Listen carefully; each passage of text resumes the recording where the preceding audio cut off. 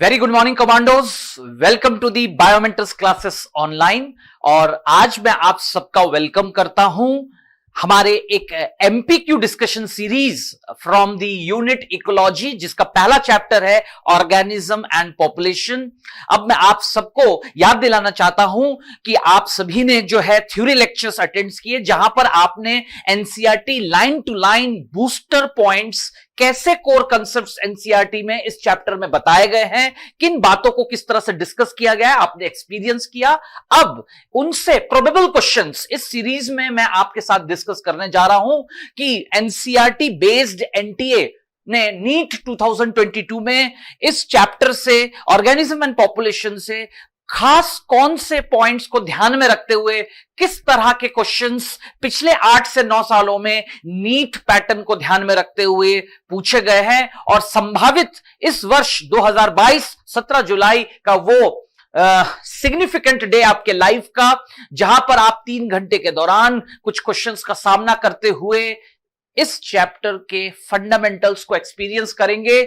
Yes commandos, here I begin my lecture. ध्यान से सुनिएगा और सॉल्व करिएगा मेरे साथ साथ फॉलो करते हुए। लाइन टू लाइन सारे ऑप्शंस को हम जो है एक्सपीरियंस करेंगे कि कौन सा आंसर है और क्यों है, यह बात आपको ध्यान देना है। चलिए मैं अपनी बात आगे रखता हूं। Let's begin with the very first question. Yes commandos, आप सब लोग देख सकते हैं पहला क्वेश्चन आपकी स्क्रीन पर आपके सामने है, जहां पर आप एक्सपीरियंस कर रहे हैं यस कि पर्टिकुलरली जो डेफिनेशन बेस्ड क्वेश्चन है कि physiological, behavioural and morphological responses to cope up with the stressful habitat. एक बहुत ही जो है हॉस्टाइल एनवायरनमेंट, जो कि बहुत तनावपूर्ण है, ऐसा जगह, ऐसा एनवायरनमेंट, हैबिटेट एक ऑर्गेनिज्म के लिए फिजियोलॉजिकल, बिहेवियरल और मॉर्फोलॉजिकल रिस्पॉन्स के लिए शरीर को मजबूर कर देता है। इस तरह के रिस्पॉन्स को आप कैसा बायोलॉजिकल फिनोमेना से पहचान करेंगे? यह है क्वेश्चन पूछने का बहुत फंडामेंटल तरीका।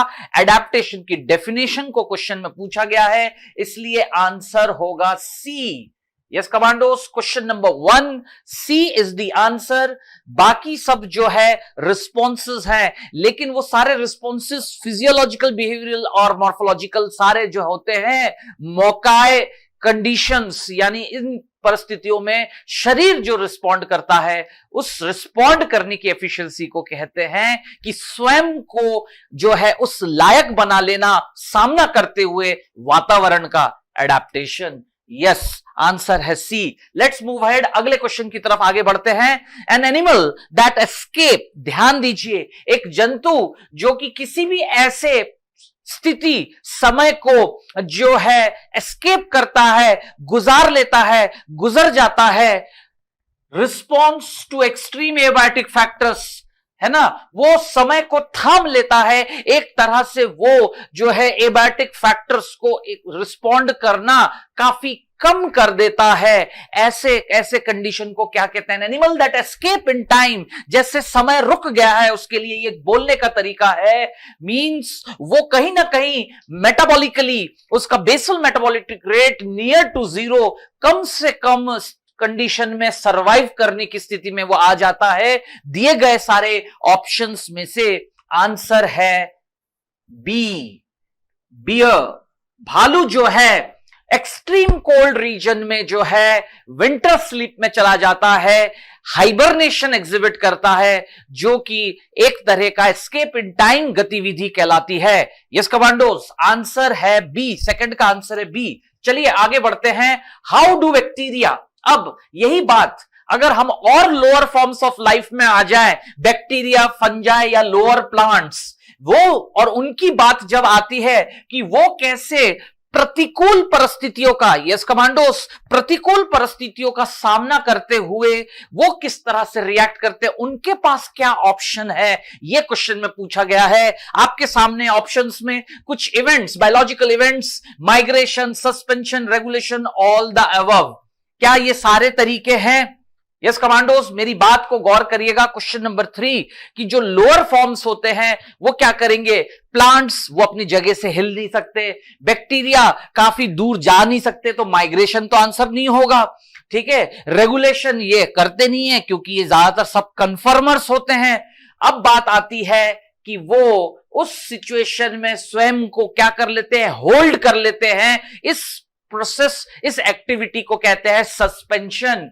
Beta is the answer, option B is the answer. जो lower forms of plants, fungus या बैक्टीरिया अलग अलग तरह से एनसिस्टेशन जो है कर लेते हैं, कुछ जो है अपने आप को डॉर्मेंसी में प्रवेश कर लेते हैं, इस सारे तरीके को कहते हैं सस्पेंड हो जाना, सरेंडर कर देना वातावरण के सामने कुछ समय के लिए। क्लियर? चलिए क्वेश्चन नंबर 3 बी आंसर था। अगला क्वेश्चन जीके बेस्ड है ना। Keoladeo national park is located in state of, yes commandos, इसका आंसर है, ये जीके बेस्ड क्वेश्चन है, B is the answer, Rajasthan. बिल्कुल ध्यान रखिएगा आप, ये इसका आंसर है। चलिए आगे बढ़ते हैं अगले क्वेश्चन की तरफ। If a stressful condition are localized, remain only for short duration, then organism show। बहुत ही बेहतरीन क्वेश्चन। मान के चलिए कि किसी भी वातावरण में क्या परिस्थिति आई है? प्रतिकूल, अनफेवरेबल, राइट, हार्श कंडीशन है, लेकिन वो कुछ समय अवधि के लिए है, कुछ ही समय के लिए है, ज्यादा लंबे समय के लिए नहीं है।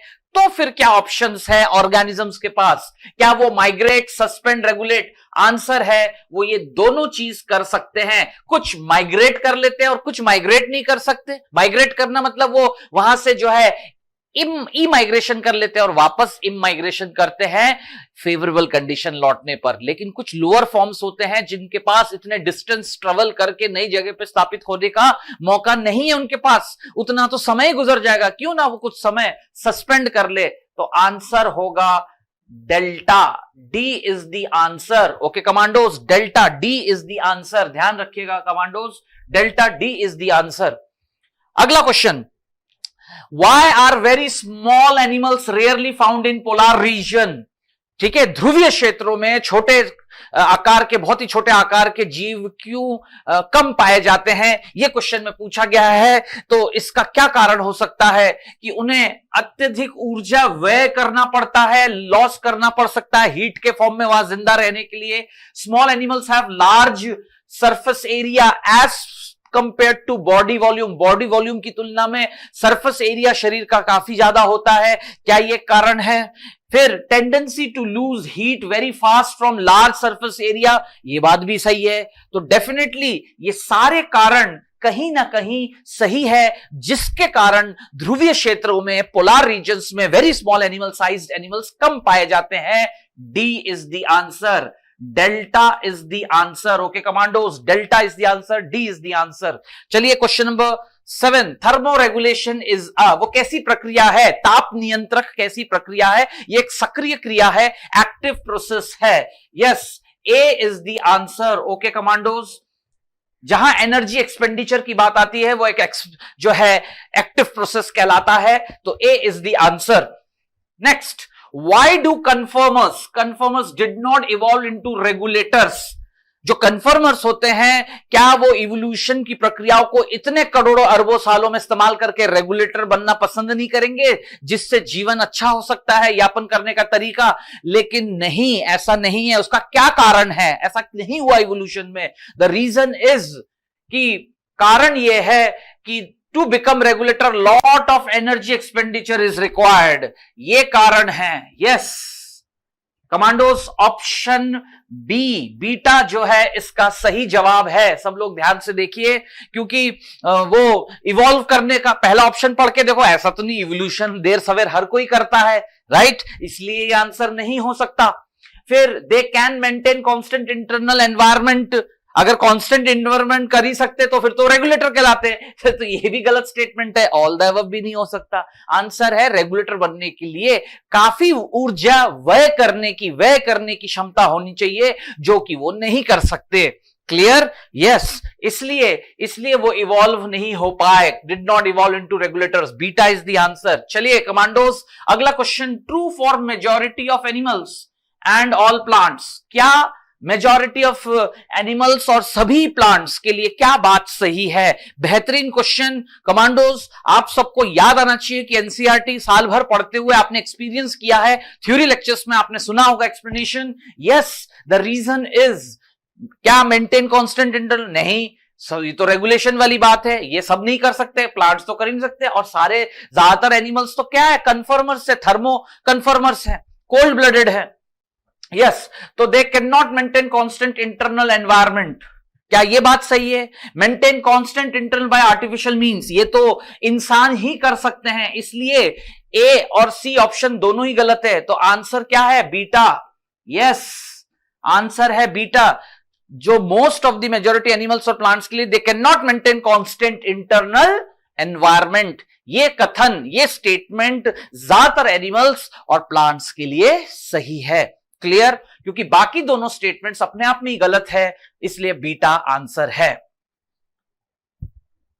Why are red algae? बेहतरीन क्वेश्चन कमांडोज। मैं आप सबके सामने ये साइन बना दे रहा हूं, ध्यान रखिएगा। Yes, it's a very dangerous question, interesting question है ना, it's a mind blowing question. The reason is, क्या कारण है उसका, ध्यान दीजिएगा कि रेड एल्गी, अब ये स्ट्रेटिफिकेशन का लाइट डेप्थ ऑफ दी किसी भी वाटर बॉडी, जलाशय में सूरज की किरणों की पहुंच स्ट्रेटिफिकेशन ऑफ लाइट के कारण अलग अलग है, राइट? जितने लॉन्ग वेवलेंथ होंगे वो डीप अंदर नहीं पहुंच सकते, लेकिन डीप उन जगहों पे भी लाइफ एग्जिस्ट करता है, और लाइफ एग्जिस्ट करने के लिए solar energy is the ultimate form of energy. Yes commandos, तो इस बात को आप ध्यान रखिए। और जो कंसेप्ट है, तो रेड एल्गी जो है, क्यों जो है किसी भी जलाशय की गहराई में क्यों पाए जाते हैं, क्या उसका कारण है, ये क्वेश्चन में पूछा गया है। तो क्या उनके पास फाइकोइराइथ्रिन पिगमेंट है? करेक्ट, ये बात सही है। कैन एब्जॉर्ब शॉर्ट वेवलेंथ, क्योंकि short wavelength blue and green wavelength जो है लाइट रेस, डीप किसी भी वाटर बॉडी के निचले तल तक पहुंचने की क्षमता उनके शॉर्ट वेवलेंथ के कारण है। तो और ये फाइकोइराइथ्रिन इसी वेवलेंथ को एब्जॉर्ब करते हैं। Yes, can absorb short wavelength. Blue green light reaches deepest in the water. तो ये सारे कारण सही हैं। तो आंसर ऑटोमेटिकली क्या होगा? Delta. Yes commandos, delta D is the answer. अगला क्वेश्चन हम देखेंगे। Yes commandos, many freshwater animals cannot live along sea water and vice versa. Commandos, आप भी पेपर को लगातार सॉल्व करें मेरे साथ, समझकर धीरे धीरे देखिए क्या और कैसे बोला जा रहा है, and attempt the paper carefully. Yes, तो क्वेश्चन नंबर 11 ध्यान से देखिए कि क्या कारण है कि जो मेरीन फॉर्म से समुद्री एनिमल्स जो होते हैं किसी भी तरह के, वो फ्रेश वाटर में, और या फ्रेश वाटर वाले जो है समुद्र में, वाइसा वर्सा, मतलब विपरीत परिस्थिति भी अगर आप मान के चलें, वाइसा वर्सा कंडीशन है ना। Sea water can not live long in sea water, fresh water जो है, फ्रेश वाटर नदी तालाब के समुद्र के पानी में, और समुद्र वाले जो है नदी तालाब के पानी में, वाइसा वर्सा कंडीशन में ज्यादा समय तक नहीं रह सकते। इसका क्या फिजियोलॉजिकल रीजन? मैंने क्या कहा? Physiological reason. Change in temperature, ये तो फिजिकल रीजन है। चेंज इन पीएच, नहीं। ऑस्मोटिक प्रॉब्लम, ये सबसे बड़ी घटना है जो इस बात को तय करते हैं कि उनका सर्वाइवल लॉन्ग लास्टिंग क्यों नहीं है। यस, तो C is the answer. Okay commandos, C option is the answer. 11th question का सी आंसर है। चलिए आगे बढ़ते हैं अगले क्वेश्चन की तरफ। Yes commandos, organism that can tolerant wide range of salinity, है ना, सैलिनिटी यानी हाई कंसंट्रेशन सैलिनिटी, नमकीन हाइपरटोनिसिटी, अलग अलग तरह की सैलिनिटी जो टॉनिक कंडीशंस होते हैं एनवायरनमेंट का, उसका वाइड रेंज में सामना कर सकते हैं, सामना कर सकते हैं, उनको हम कैसे ऑर्गेनिजम्स कहते हैं? यूरीथर्मल नहीं, वो तो वाइड रेंज ऑफ टेम्परेचर है। आंसर होगा बीटा, यूरीहेलिन जो होते हैं वो जो है wide range of salt concentration जो है एग्जिबिट करते हैं, उनको हम यूरीहेलिन ऑर्गेनिज्म कहते हैं। ये एक डेफिनेशन बेस्ड क्वेश्चन है, आपको ऐसा पता होना चाहिए। ठीक है, जो नैरो रेंज वाले होते हैं उनको और ये जो narrow range of temperature stenothermal, तो थर्मल थर्मल लिखा है, अपने आप ए और सी जो है कट गया क्योंकि वो तो टेम्परेचर, और यहां सैलिनिटी मतलब कंसंट्रेशन, इलेक्ट्रोलाइट्स के कंसंट्रेशन की बात कर रहे हैं। ओके कमांडोज, इसलिए आंसर बीटा है और यूरी हेलिन उसका डेफिनेशन है। Question number 12, beta is the answer. चलिए आगे बढ़ते हैं। सॉल्ट कंसंट्रेशन ऑफ हाइपरसलीन लगून्स, समुद्री इलाका का ऐसा हिस्सा जहां एक वाटर बॉडी घिरा होता है पहाड़ों से, कोरल रीफ से, ऐसी जगह को हम क्या कहते हैं? लेगून्स कहते हैं। ठीक है, ऐसी जगह का जो सॉल्ट कंसंट्रेशन है वो कैसा पाया जाता है? लेगून जो है हाइपरसलाइन, हाइपरसलाइन लेगून की बात हो रही, समुद्री पानी जहां नमक बहुत ज्यादा होता है। डेफिनेटली गिवन ऑप्शंस में से आंसर होगा C, more than 100, more than 100। Yes commando, C is the answer. चलिए आगे बढ़ते हैं। Yes, inland water salt concentration, inland water fresh water की बात हो रही है, उसमें भी पाया जाता है, सॉल्ट पाया जाता है, पर डेफिनेटली वो जो है हाइपोटोनिक होगा और इसके लिए उसका सॉल्ट कंसंट्रेशन कम होगा, लेस देन ऑप्शन है ए, ऑप्शन है ए। कमांडोज ध्यान से देखिए, ऑप्शन है ए। नेक्स्ट, सेकेंड मोस्ट इंपॉर्टेंट, ध्यान से देखिए, सेकेंड मोस्ट इंपॉर्टेंट। और क्या पूछा गया है ये क्वेश्चन भी फिर से मैं आपके सामने एक डेंजर साइन बनाऊंगा, क्योंकि क्वेश्चन में आप सब लोग ध्यान से देखिए, पूछा है कि किसी भी ऑर्गेनिज्म को प्रभावित करने वाला उसके एबायोटिक फैक्टर्स तो बहुत सारे, उसमें से सेकेंड मोस्ट यानी फर्स्ट कौन है? तो एनसीईआरटी अगर आप सारे एबायोटिक फैक्टर्स पढ़ेंगे, जिसमें सबसे पहले टेम्परेचर पैराग्राफ का पहला लाइन ही लिखा हुआ है, the most relevant significant essential factor to determine the livingness of any living being throughout world, पूरी दुनिया में सारे ऑर्गेनिजम्स अलग अलग जगह डिस्ट्रीब्यूटेड है, उसको तय करने का सबसे मोस्ट प्राइमरी, सबसे पहला मोस्ट प्राइमरी फैक्टर कौन है? प्राइमरी मतलब पहला, टेम्परेचर। और टेम्परेचर, फिर अगले पैराग्राफ टेम्परेचर के बाद जो है वाटर का डिस्कशन, और उसमें लिखा है कि after temperature, next to temperature, मतलब टेम्परेचर के बाद सेकंड हुआ, तो आंसर क्या होगा? A. Yes commandos, water, water is the second most important. इसलिए इस क्वेश्चन का लैंग्वेज इस क्वेश्चन को थोड़ा सा डेंजर जोन में डाल देता है। अचानक बच्चा सोचेगा कि हमें पहले का ही नहीं पता, तो ये सेकंड कौन सा है? ऐसा ना सोचे कमांडोज, यही खासियत है एनसीईआरटी बुक का, लाइन टू लाइन। ध्यान रखिएगा कमांडोज, आप लोगों को एनसीईआरटी लाइनर क्वेश्चन, बूस्टर और एक्सट्रैक्ट, ये तीन शब्द का इस्तेमाल लगातार मैंने हमेशा किया है। यही आपको जो है पता रहना चाहिए कि बिल्कुल एनसीईआरटी लाइन उठा के क्या क्वेश्चन पूछ लिया है, एनसीईआरटी की किसी बात के कंसेप्ट को एक्सट्रैक्ट करके क्वेश्चन क्या बना है, और क्या बात है जो आपको लॉजिकली बूस्टअप करता है उस क्वेश्चन को जो है किसी एग्जाम्पल से समझाते हुए क्वेश्चन को सॉल्व करना। ओके कमांडोज, तो ये छोटी छोटी बातें आप अपनी तैयारी के इस आखिरी पड़ाव पे ध्यान रखिए। लगातार आपको सभी टीम बायोमेंटर्स कमांडर्स अपने अपने सब्जेक्ट्स में इस बात को जो है लगातार आपके सामने रख रहे हैं, इस बात पर आप गौर करिए। ओके, चलिए आगे बढ़ते हैं। Question number 15A, next, tuna fish are rarely caught beyond. Now this is again an NCERT liner example based question कि पूरी अर्थ के किस लैटिट्यूड डिग्री पर, है ना, किस ओशन में सीमित रूप से पाया जाता है? रेयरली कॉट बियॉन्ड, बियॉन्ड मतलब उसके बाहर के वहां समुद्र में तो पाया नहीं जाएगा, सिर्फ वहीं तक उस रेंज में ही जो समुद्र आता है लैटिट्यूड में वहां पाया जाएगा। The answer is a, tropical region. Answer is a, tropical region. Question number 16A is the answer. चलिए कमांडोज, अगले क्वेश्चन की तरफ हम आगे बढ़ रहे हैं। The most ecologically relevant, yes, the most ecologically relevant environmental factor, relevant, most, most मतलब सबसे पहला, रेलिवेंट एनवायरमेंटल फैक्टर जो कि किसी भी जगह के distribution pattern of organism living beings को तय करते हैं। Yes commandos, again the question number 17 is a reciprocation. ये एक रिपीट रेसिप्रोकेशन उस कंसेप्ट का कि जो एबायोटिक फैक्टर्स अलग अलग तरह के अफेक्टिंग फैक्टर्स हैं किसी भी जगह हैबिटेट को तय करने के लिए जा रहे फिजिकल फैक्टर्स है ये, उसमें है temperature. A is the answer. दिए गए क्वेश्चन का आंसर ए है।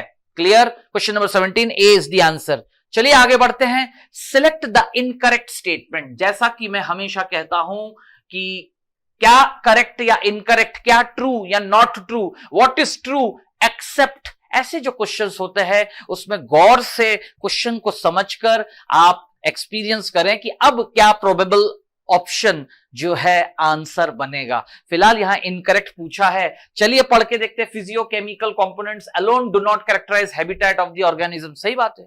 सिर्फ फिजिकल केमिकल कंपोनेंट से किसी ऑर्गेनिज्म और उसके हैबिटेट की कैरेक्टराइजेशन थोड़ी तय होता है, उसके साथ दूसरे ऑर्गेनिजम्स की उपस्थिति भी। मेरी बात समझिए। Physical alone do not, alone तो बात तो सही है ना, अलोन डू नॉट। अगर ये डू नॉट की जगह सिर्फ अलोन लिखा होता तो ये गलत स्टेटमेंट होता है। तो ये स्टेटमेंट सही है और पूछा क्या गया, इनकरेक्ट। ये सही है। अगला स्टेटमेंट पढ़ के देखते हैं। Habitat includes only biotic in which, है ना, only biotic factor. Habitat includes only biotic in which organism interact constantly. सिर्फ ऑर्गेनिज्म से ही एक हैबिटेट तय होता है और वो आपस में इंटरेक्ट करते हैं। क्या ये स्टेटमेंट सही? नहीं। हर ऑर्गेनिज्म को दूसरे ऑर्गेनिज्म से इंट्रा स्पेसिफिक, इंटर स्पेसिफिक, दूसरे ऑर्गेनिज्म, दूसरे पॉपुलेशन के ऑर्गेनिज्म के साथ, और हर ऑर्गेनिज्म अपने आसपास के फिजिकल एनवायरनमेंट, यस, अपने चारों ओर जो वातावरण है उससे भी सामना करता है। तो इसलिए ये स्टेटमेंट गलत है। इसलिए ये स्टेटमेंट गलत है। तो हमें हमारे क्वेश्चन का आंसर मिलता है, yes commandos, B is the answer. Beta, question number 18, beta is the answer. Yes, बिल्कुल ध्यान देने ये वाली बात है कि सेकंड स्टेटमेंट गलत है, ओनली बायोटिक लिखा हुआ है इसलिए। बाकी आप पढ़ के देखिए, इन सब होते हैं बायोटिक कंपोनेंट्स, यही होते हैं। बिल्कुल सही बात है। Types of biome different earth is determined by variation in temperature, water, light, soil. बिल्कुल सही बात है। बाकी तीनों स्टेटमेंट सही है।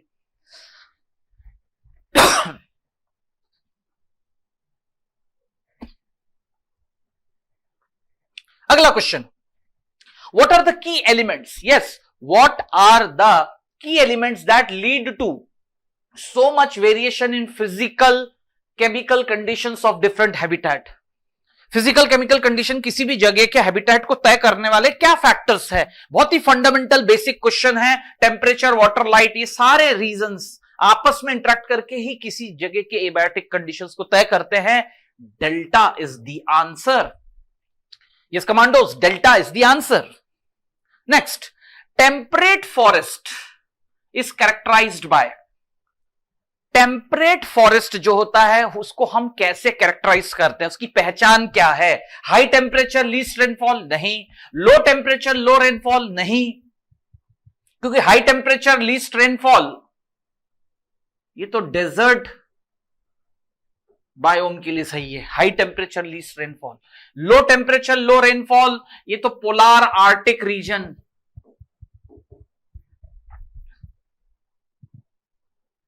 और high temperature and high rainfall ये तो ट्रॉपिकल रीजन होता है। दोनों चीज ही हायर साइड होता है। Yes, desert, arctic and tropical. Where as moderate temperature, ध्यान दीजिए, मॉडरेट टेम्परेचर एंड रेनफॉल सब कुछ मीडियम एंड मॉडरेट रेंज में आए। Yes, this is what expected. Yes commandos, this is what expected in a temperate region. तो temperate forest is characterised by this condition.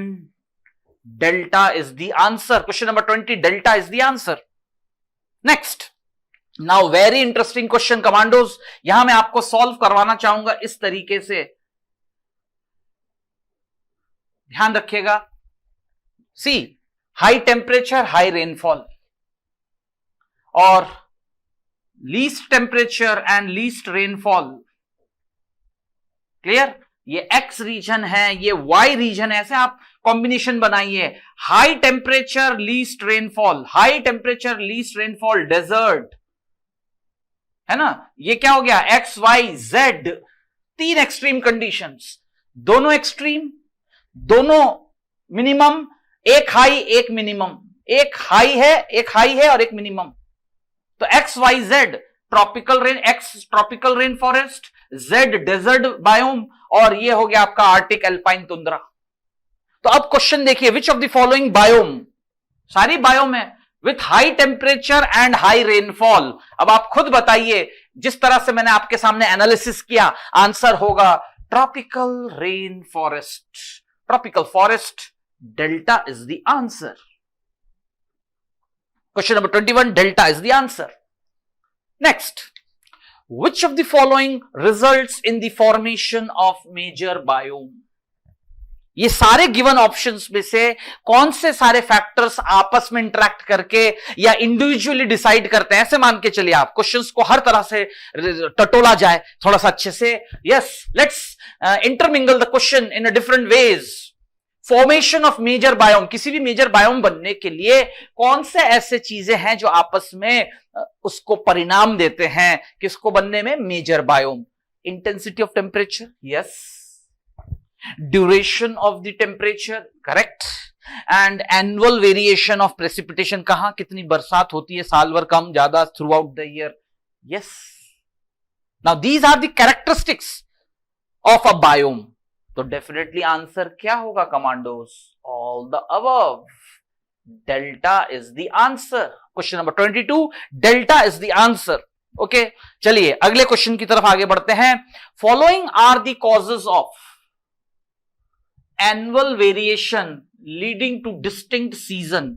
I repeat, मैं फिर से आपके सामने रिपीट करता हूं, आप लोग बताएं कमांडोज। क्वेश्चन नंबर 24 आपके सामने है, 23, I am sorry, question number 23 आपके सामने है। ध्यान से देखिएगा कि क्या ऐसे एनुअल वेरिएशंस आते हैं जिससे डिस्टिंक्ट सीजन तय होते हैं। रेवोल्यूशन ऑफ प्लैनेट, सही बात है, प्लैनेट रिवॉल्व करता है सन के चारों ओर, ठीक है। Rotation of planet around the sun, sun के चारों तरफ रोटेट करता है। रोटेट भी कैसे करता है? With a tilt, with a tilt, 23.5 degree के टिल्ट के साथ, tilt of axis of earth. ये सारे रीजन सही हैं, तब जाकर एनुअल वेरिएशंस डिस्टिंक्ट सीजन तय होते हैं। Yes, correct. तो आंसर होगा delta, delta is the answer. All the above factors are responsible for a distinct season. Yes, correct.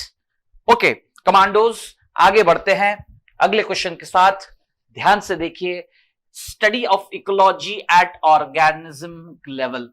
एक ऑर्गेनिज्म को स्टडी करना, सिर्फ ऑर्गेनिज्म कैसा क्या है, क्या कहेंगे उसको? When we deal ecology at simple, at within the organism, a organism, not all organism, organism और उसके आसपास एनवायरमेंट या दूसरा ऑर्गेनिज्म नहीं, सिर्फ एक organism. What that level of ecology is called? Answer होगा beta. Yes, commandos, beta is the answer. Question number 24, beta is the answer. Let's move ahead with the next question.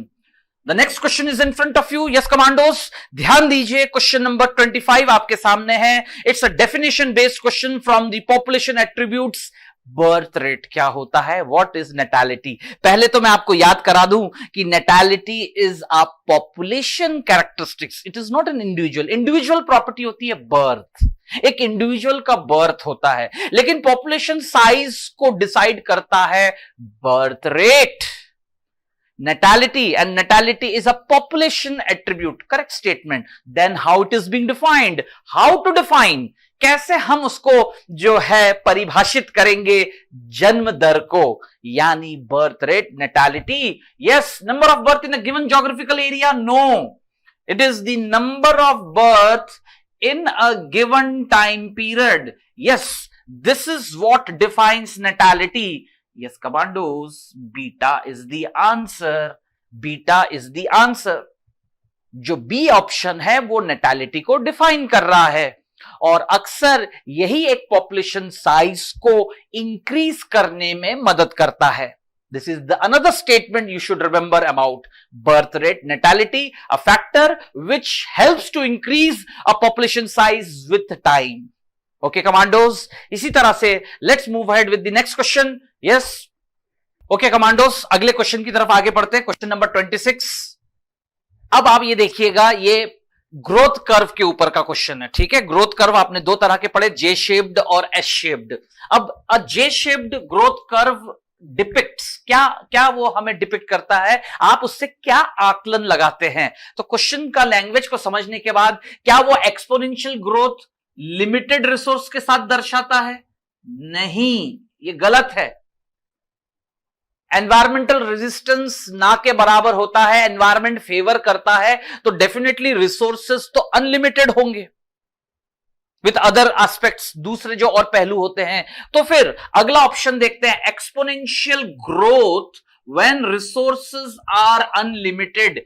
क्या ये statement सही है? Yes, क्योंकि आप सब जानते हैं कि ये है वो ग्राफ, ये लाइन शो करता है द एनवायरमेंटल रेजिस्टेंस के, जो कि प्रभावी नहीं है और कम समय के अंदर रिस्पेक्टिव स्पीसीज जो है अपने कैरिंग कैपेसिटी के को जो है क्रॉस करके पॉपुलेशन क्रैश का सामना कर लेता है. तो ये अचानक से देयर इज नो एनवायरमेंटल, उल्टा एनवायरमेंट जो है सपोर्ट करता है. ई फॉर एनवायरमेंट, ये रहा वो एनवायरमेंट जो उसको सपोर्ट करता है और वो तेजी से एक्सपोनेंशियल ग्रोथ शो करता है. जे शेप्ड ग्रोथ, वाई और एक्स, टाइम टी, और ये रहा वो पॉपुलेशन साइज एन, जो कि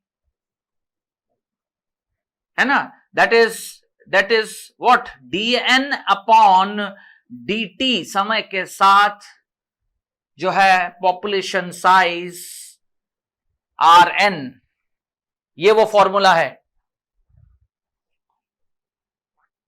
अपने intrinsic rate of natural increase, ठीक है, उसका इस्तेमाल करके पॉपुलेशन साइज तेजी से कम समय के अंदर मल्टीप्लाई कर जाता है.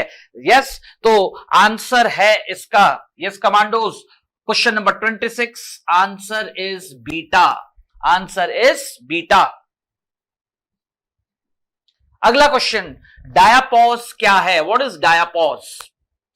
Adaptation to terrestrial life? नहीं. Stage of suspended development seen in unfavorable condition.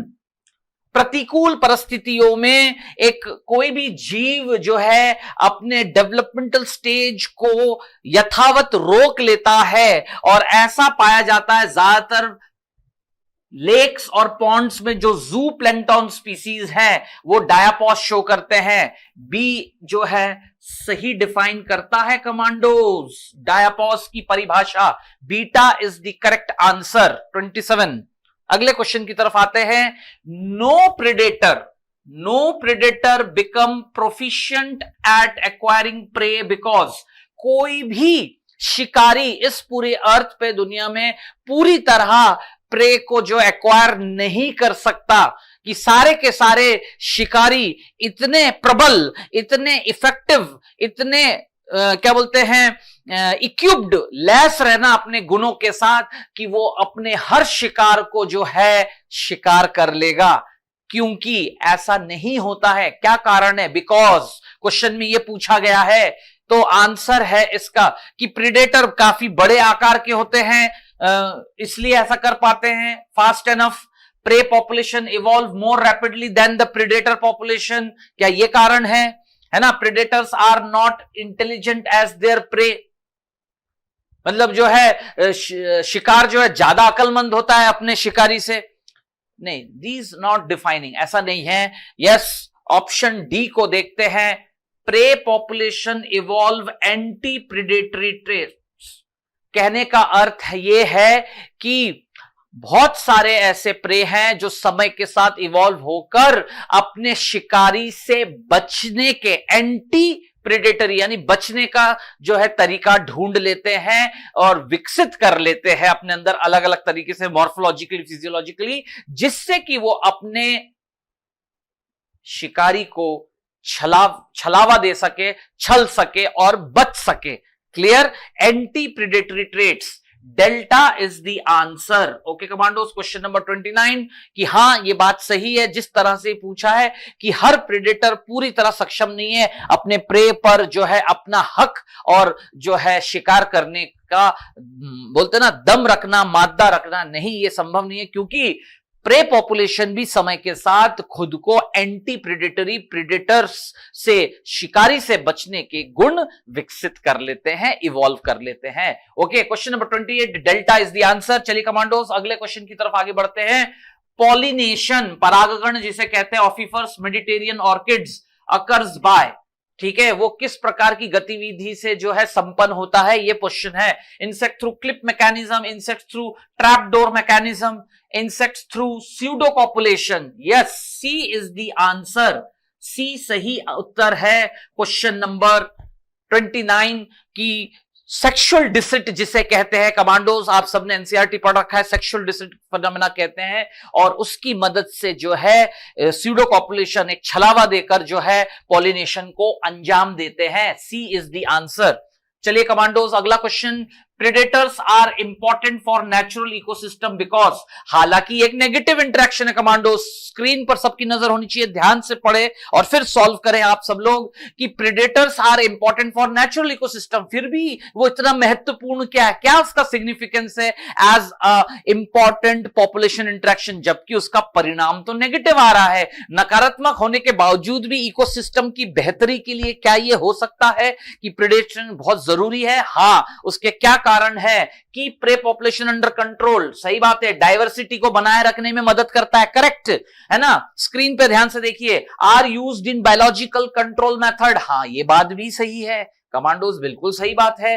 Biological control method pest control में भी मदद करता है ना, क्योंकि बहुत सारे नेचुरल प्रेडेटर्स पेस्ट को, हमारे जो नुकसान पहुंचाने वाले उनको खा जाते हैं, हम बच जाते हैं, हमें नुकसान होने से बच जाता है। They reduce the intensity of competition, आपस में, क्योंकि प्रे पॉपुलेशंस जो है आपस में जो है संख्या बल में बढ़कर उनके बीच जो कंपटीशन होने के चांस है उसको भी कम करने का काम करता है, between the prey competing prey species. हाँ, चारों स्टेटमेंट इस बात को साबित करता है, यानी C is the answer. Question number 30, C is the answer कि प्रेडेटरशिप कितना महत्वपूर्ण है इकोसिस्टम के लिए।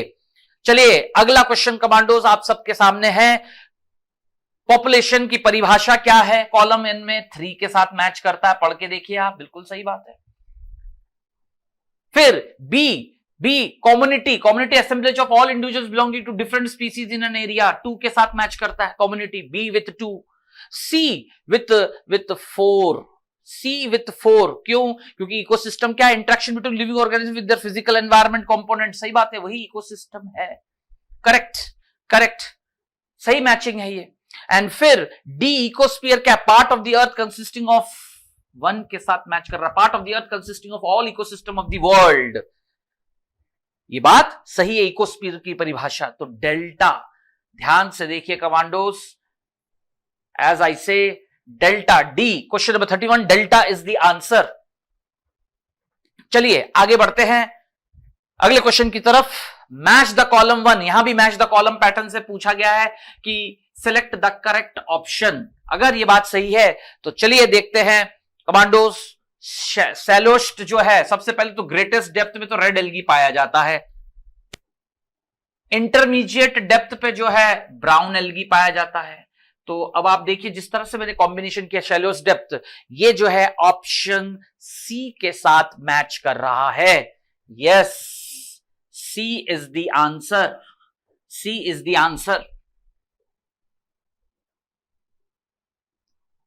ये एक स्ट्रैटिफिकेशन, जलाशय में सनलाइट अलग अलग लेवल पे, डेप्थ पे जो पहुंचता है उसके बेसिस पे एल्गी के डिस्ट्रीब्यूशन, एक स्ट्रैटिफिकेशन, कैसा? वर्टिकल स्ट्रैटिफिकेशन गहराई के साथ, उसका ये उदाहरण है। Yes commandos, question number 32, C is the answer.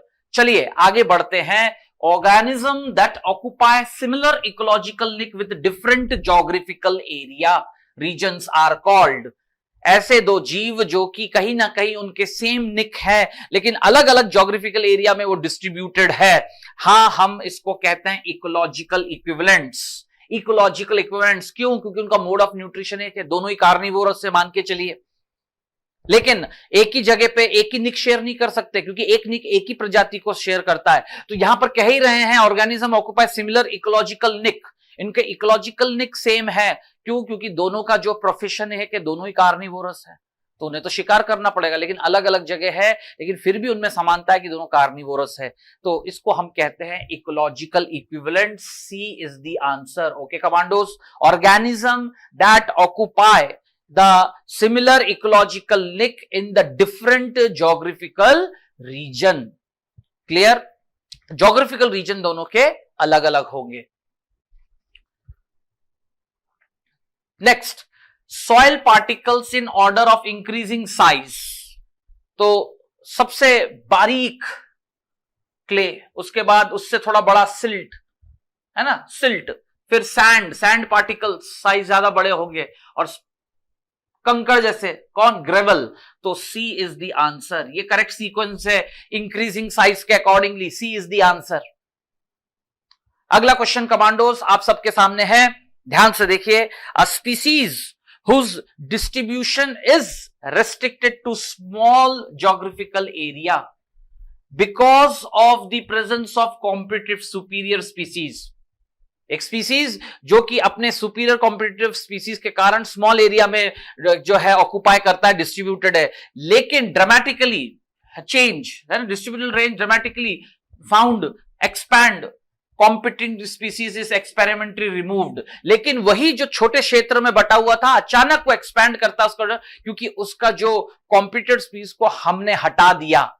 इस घटना को क्या कहते हैं? The phenomena is known as competitive release. Beta is the answer. Okay commandos, beta is the answer. Okay, ध्यान से देखिए 35 question number, beta is the answer. इस घटनाक्रम को तो बार्नकल, यस, बेलांथस एंड क्लेमेथस, ये दो उसके एग्जांपल्स हैं, ध्यान रखिएगा कमांडोस। एनसीईआरटी का example question number 35, beta is the answer. इस घटना को कहते हैं कॉम्पिटिटिव रिलीज। चलिए आगे बढ़ते हैं। एबिंगडन टॉर्टॉइस इन गैलापागोस आइलैंड बिकम एक्सटिंक्ट। ये कॉम्पिटिटिव एक्सक्लूशन का एग्जाम्पल है। कॉम्पिटिटिव एक्सक्लूशन का एग्जाम्पल है कि आइलैंड से, जो गैलापागोस आइलैंड है, वहां जो जायंट टॉर्टॉइस, अबंगडोंग जो होते हैं टॉर्टॉइस, बड़े बड़े टॉर्टॉइस जो होते हैं, वो वहां से एक्सटिंक्ट हो गए। उसका कारण है कि वहां पर दूसरे जो है कौन से मोर एफिशिएंट, ज्यादा एफिशिएंट ग्रेजिंग एफिशिएंसी के साथ स्पीसीज आने के बाद, तो वो कौन थे? आंसर है yes commandos, that is goat. Goat were introduced. Yes, goats, बकरियों के इंट्रोडक्शन के वजह से जो है ऐसा हुआ। स्पीसीज ए कौन था? Abingdon tortoise. और स्पीसीज बी कौन आया? तो कमांडोज मैं चाहूंगा कि आप सब लोग जो है यहां पर एक ग्राफ से इसको समझिए, every one of you. Yes, ध्यान से देखिए कमांडोज कि ऑलरेडी वहां पर एक स्पीसीज ए था जिसकी संख्या बल वहां कम हो गई किसी दूसरे स्पीसीज के आ जाने के कारण, बी। तो बी जो गोट था और ए एबिंगडन टॉर्टॉइस था। So this graph resemble question number 36।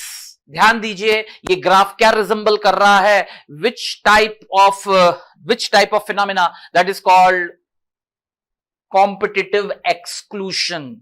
किसी सुपीरियर स्पीसीज के आ जाने से उससे लेस एफिशिएंट स्पीसीज वहां से डिसअपियर हो जाता है, खत्म ही हो जाता है। क्योंकि अब वो एक्सटिंक्ट क्यों हो गया? क्योंकि उनका जो डिस्ट्रीब्यूशनल रेंज वो कहीं और जा ही नहीं सकते थे, वो टेरेस्ट्रियल थे, वो पानी में भी जा नहीं सकते, जा सकते भयावह शरीर, तो उनको खाने की कमी हो जाती थी। आइलैंड था वो, तो मेन लैंड से भी दूर है, तो ऐसे कर करके जो है भूख से, स्टार्व से, वो डेथ, उनको खाने की कमी हो गई थी गोट के आ जाने से, जिसकी एफिशिएंसी, क्योंकि वो रेप्टाइल था, टॉर्टॉइस एज अ रेप्टाइल, कम चाहिए, लेकिन चाहिए तो, और मैमल 3 वक्त खाता था, अलग अलग समय पे रोज खाता था, और उसकी एफिशिएंसी, ग्रेजिंग एफिशिएंसी ज्यादा थी। क्लियर? तो question number 36, C is the answer. Next, कि ये जो आपके सामने इक्वेशन है, करेक्ट ऑप्शन उसके लिए जो है आपको ढूंढना है यस कमांडोज आंसर में, कि ये फॉर्मूला है जिसमें it is replaced by then Rn। तो आप R स्टैंड्स फॉर, इस फॉर्मूले में R का क्या मतलब है? That's a direct question of the interpretation of the formula, जो फॉर्मूला में इंटरप्रिटेशन है, dn upon dt is equal to rn, ये शो करता है intrinsic rate of natural increase. C is the answer. R stands for intrinsic rate of natural increase. Question number 37, C is the answer. चलिए commandos, अगले question की तरफ आगे बढ़ते हैं। Cornell's elegant field experiment showed that rocky sea coast of Scotland, ध्यान से देखिएगा, जो कॉम्पिटिटिवली सुपीरियर बार्नकल था वो मैं पहले ही बता दूं आपको, बेलानस। कौन था? Balanus, right. Dominates the intertidal area and exclude, जो स्मॉलर बार्नकल को वहां से एक्सक्लूड कर देता था। तो ऐसा तो हर कोई एक्सक्लूड हो के एक्सटिंक्शन हो जाएगा, लेकिन नहीं, प्रकृति मौका देता है कॉम्पिटिटिव रिलीज से। लेकिन क्वेश्चन में पूछा गया बेलानस, और दूसरा कौन है? Yes commandos, that is Chthamalus. ये दो स्पीसीज थे, तो आंसर होगा डेल्टा। आंसर होगा delta.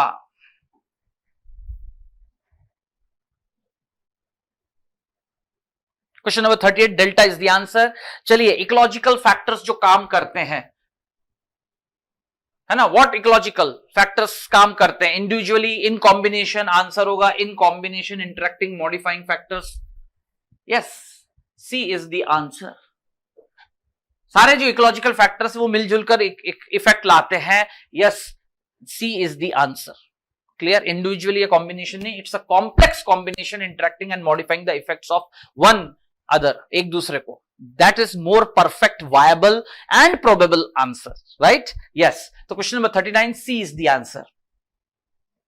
Now in the question, sigmoid logistic growth curve is represented by, जो लॉजिस्टिक है ना, वर्न्स्ट पल्स या पल्स ग्रोथ फैक्टर या ग्रोथ कर्व जो होता है, जिसे हम लॉजिस्टिक ग्रोथ कहते हैं, H shaped growth pattern, sigmoid shape, उसका फॉर्मूला क्या है? तो आंसर है beta, which is simply dn upon dt is equal to commandos rn 1 minus, yes, this is the formula, so beta is the answer. Okay commandos, beta जो है इसका answer है, beta is the answer. So this is how the questions patterns are, है ना, are expected probably. ध्यान रखिएगा commandos. Let's move to the next question. Yes please.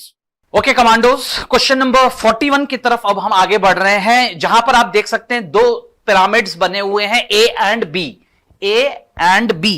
Okay commandos, A and B.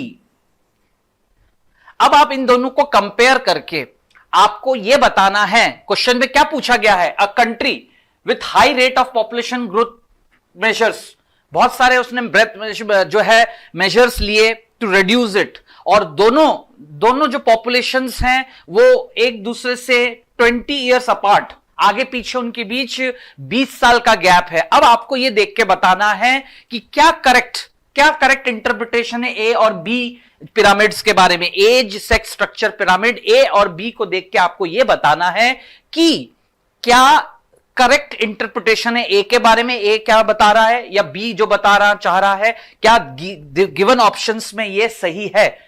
तो A is earlier pyramid and there is a apparent change due to population control measures, clear, या फिर A is more recent and there is a visible result of population control measures, ठीक है।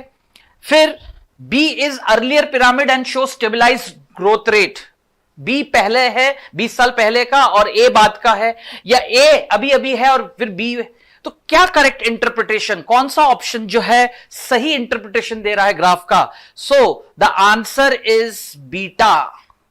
Yes commandos, the answer is beta. Question number 41 कि A is more recent and there is a visible result of, ध्यान से देखिएगा, visible result of population control measures. क्यों? क्योंकि यहां पर दिख रहा है, ये कैसे हम कह सकते हैं कि आप यहां पर देखिए सब लोग,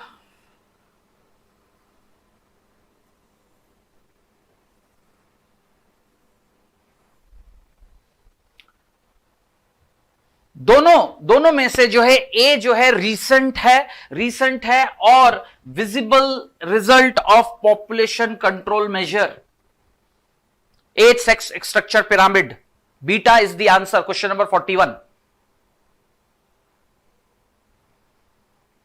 next, carrying capacity is determined by, ठीक है, कैरिंग कैपेसिटी कैसे डिटरमाइन होता है किसी भी गिवन हैबिटेट या एरिया का?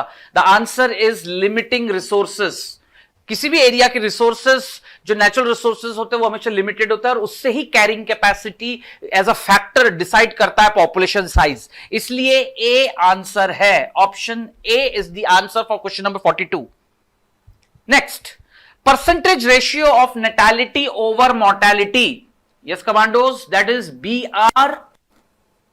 BR upon DR, that is called vital index कहते हैं इसे। yes, so beta is the answer।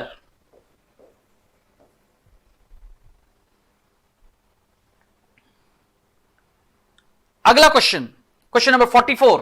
एक ग्राफ आपके सामने है और ऑर्गेनिज्म 3 तरह से रिस्पॉन्स करता है ना, 3 टाइप ऑर्गेनिज्म ऑफ 3 टाइप्स, 3 तरह से रिस्पॉन्ड कर सकता है एक organism, conformer, regulator, A B C, है ना। These are the 3 types of responsitor, partial regulator and conformer. अब क्वेश्चन ये है कि एक्वाटिक ऑर्गेनिज्म, एक जलीय जीव जो है, whose osmotic concentration of the body fluid वो कांस्टेंट नहीं है, वो चेंज होता रहता है, फ्लक्चुएट होकर एडजस्ट होता रहता है उसके बॉडी का osmotic concentration with the ambient water. पानी का जैसा ऑस्मोटिक कंसंट्रेशन होगा वैसे उसके शरीर के अंदर के बॉडी फ्लूइड का। इस रिस्पॉन्स को इस तरह से अपने आप को मैनेज करना और एक गिवन एनवायरमेंटल फैक्टर्स का सामना करते हुए रिस्पॉन्ड करने को आप उस ऑर्गेनिज्म की पहचान कैसे करेंगे? Yes, the answer is option C, यानी वो एक कन्फर्मर है। The given organism is a conformer. Clear? तो 44 का आंसर है C. Yes, let's move with the next question commandos. Monarch butterfly feeds on the poisonous weeds during its caterpillar, जो larval stage होता है, क्या कारण है? Why it feeds on that poisonous weed? एक खास प्रकार का प्लांट के पेड़ पत्तों को वो खाकर जो है, जो वो कैटरपिलर अपने लार्वल स्टेज में होता है, उसके पीछे उसका क्या उद्देश्य है? दैट्स द क्वेश्चन, क्या एम है? तो what it is, it's required to get essential nutrients? No, due to food scarcity वो पॉइजनस वीड खाता है? नहीं, आंसर है preventive mechanism to avoid in near future predation.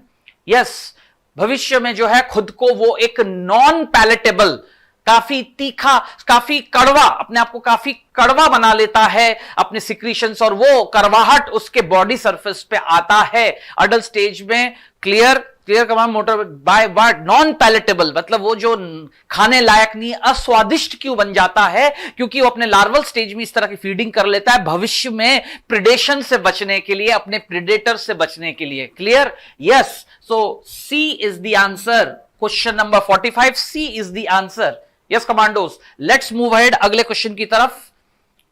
In the given equation, following equation, that is the worst whole per logistic growth equation, letter R क्या denote कर रहा होता है? What the R represents? Yes, commandos, the answer is intrinsic rate of natural increase. Again, question number 46, C is the answer. Next, match the column pattern. Okay commandos, गौर से देखिएगा, match the column pattern में आप सब लोग देख सकते हैं ध्यान से। Yes, that is what is the probable answer? Camouflage का संबंध किससे है? प्रेडेशन से है। करेक्ट। बेलानस और क्लैथाजमस जो है उसका कॉम्पिटिटिव रिलीज का उनके पीछे का इंट्रैक्शन है। रिसोर्स पार्टीशनिंग जो है कॉम्पिटिशन से बचने के लिए। करेक्ट, सही बात है, उसका भी संबंध कंपटीशन से, कंपटीशन को ना सामना करना पड़े, रिसोर्स पार्टीशनिंग कर लिया जाए। Pseudo copulation, yes commando, pseudo copulation एक म्यूचुअलिज्म का एग्जांपल है। Correct. So this is how the matching is done. 1 matches with A, 2 matches with B, 3 matches with C, 4 with D. So yes commandos, A is the answer. Option A is the answer. Clear? A option answer है। Next, zonation. What is the definition of zonation? Commando सब screen पे ध्यान से देखिए, zonation का क्या definition है? What is zonation means? Right, that's the question commandos. Let's move ahead. Special pattern which occurs vertically, नहीं. Special pattern which occurs transversally, नहीं. A special pattern which occurs horizontally along the ground. Yes, altitude, latitude को ध्यान में रखते हुए distribution of organisms with variation of temperature, rainfall and every other factors. Pressure, wind, ठीक है, snowfall कैसे क्या है, इस arrangement, इस distribution all over the earth surface, latitude और altitude को ध्यान में रखते हुए जिसको हम कहते हैं zonation. So, question number 48. C is the answer. Yes. So commandos, let's move ahead. आगे बढ़ते हैं. ध्यान से देखिएगा. A population having same reproductive and pre-reproductive, same pre-reproductive and reproductive group is called. एक ऐसा पॉपुलेशन जिसमें प्री-रिप्रोडक्टिव ग्रुप और रिप्रोडक्टिव ग्रुप मोर और लेस सेम चल रहा है. What the population age sex structure suggest, क्या वो उस पॉपुलेशन के बारे में हमें जानकारी दे रहा है? Yes, the answer is the population is a steady population जो में बर्थ कंट्रोल मेजर्स बहुत अच्छे से फॉलो करके चल रहे हैं. Beta is the answer. Okay, question number 49, beta is the answer.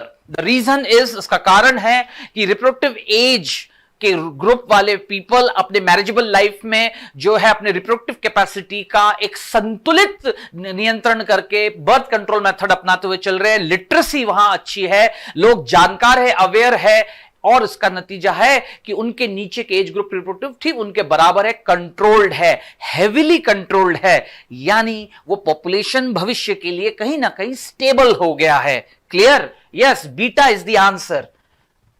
Next question commandos, आप स्क्रीन पे सब लोग देख सकते हैं. दो तरह से ये प्रेजेंटेशन बना हुआ है. रिस्पेक्टिव डिस्ट्रीब्यूशन आपके सामने है. Appropriate explanation of the most appropriate friction क्या है कि दो तरह के बार्नाकल स्पीसीज जो है डिस्ट्रीब्यूटेड है. ये क्या शो कर रहा है? गिवन इंक्रीजिंग टेम्परेचर के साथ उनका क्या डिस्ट्रीब्यूशन है.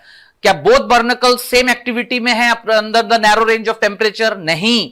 Both species are more active in 20 degree, ऐसा कुछ नहीं है 20 डिग्री की दोनों एक्टिव है. No, there is a rapid depression of activity when the temperature increases above 6 degree, ऐसा भी नहीं है. इस बात से ऐसा कुछ नहीं समझ में आ रहा है. समझ में यह आ रहा है कि पानी की जो लहरें हैं, लेवल है वो लो टाइड और हाई टाइड, ठीक है. तो जो स्पीसीज इधर ऊपर है अपर इंटरटाइडल, यहां पर जब पानी उतर जाता है तो यहां धूप पड़ती है, फिर भी ये यहां रह सकते हैं.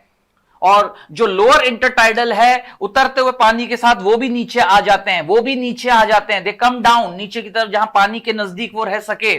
यस, लेकिन ये अपर टाइडल स्पीसीज, इंटरटाइडल, वो वहीं रह जाते हैं. तो 4 इज द आंसर.